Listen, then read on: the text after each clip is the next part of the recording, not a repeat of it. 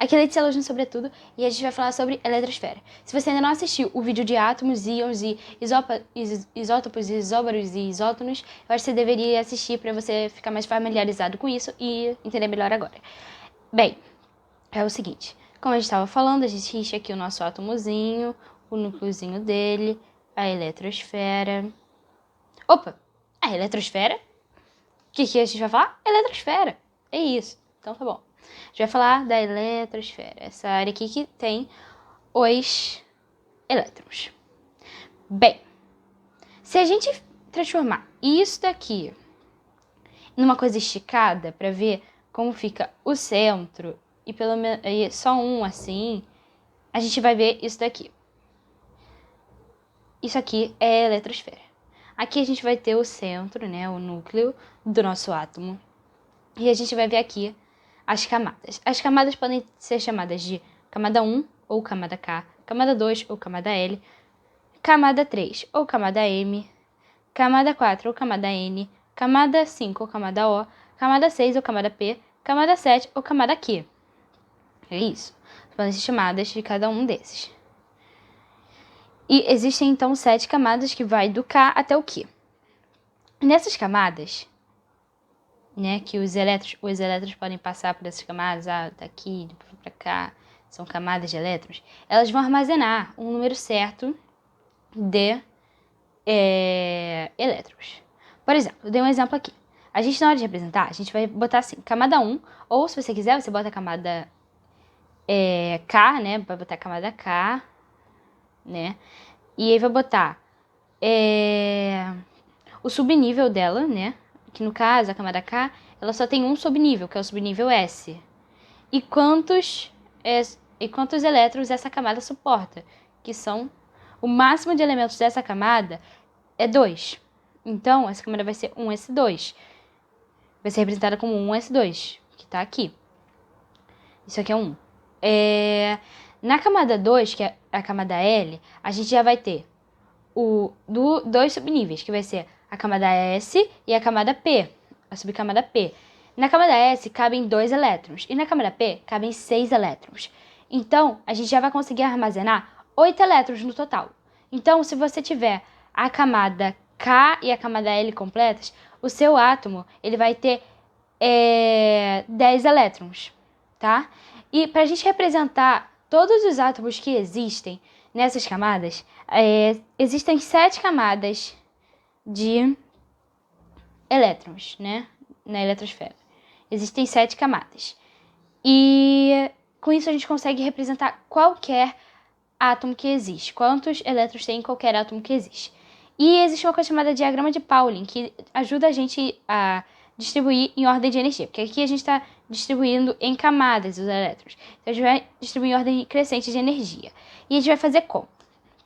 Seguinte. Vou pegar até outra cor agora. Vou pegar um verde aqui, para ficar mais chamativo. A gente tem aqui, ó. A gente vai ignorar primeiro, assim.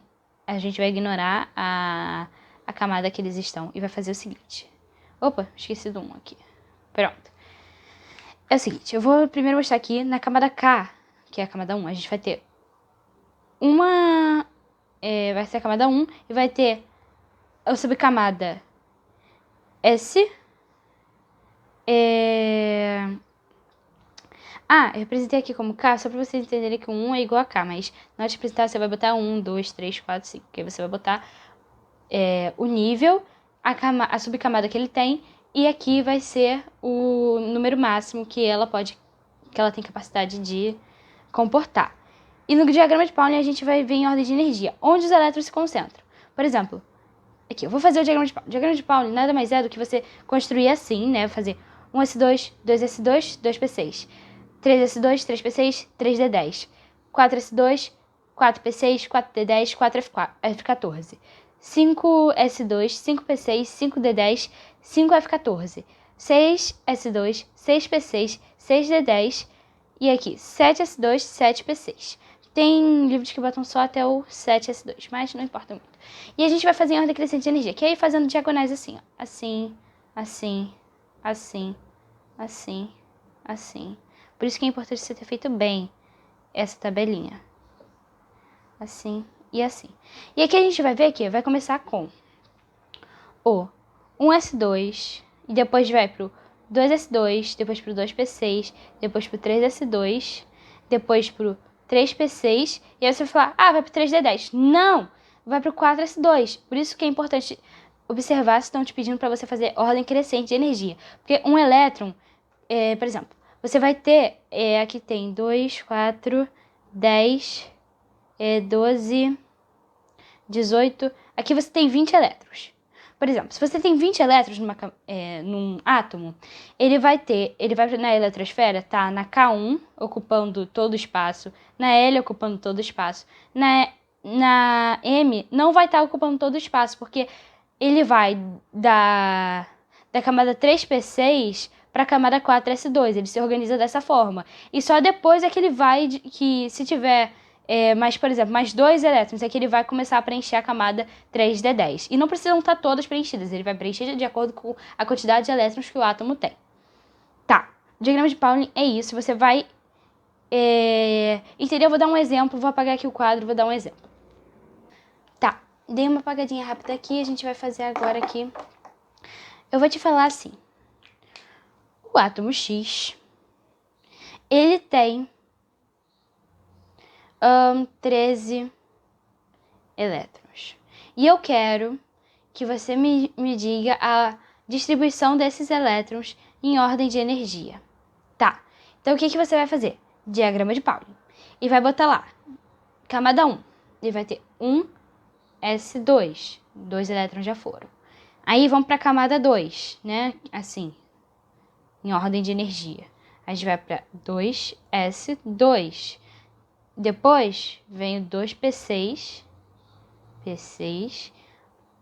E aqui a gente tem quanto? Tem 10. E aí aqui tem o 3s2, tem 12. O próximo é o 3p6, mas você não precisa completar a capacidade máxima dele. Então você vai ter, faltam quantos? Ó, vamos lá. 3p vai ser quanto?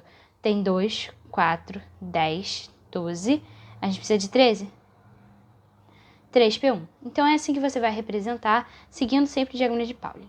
Tá bom? Espero que você tenha gostado, espero que você tenha entendido. E vamos continuar com a nossa série de vídeos sobre química, átomos. Espero que goste.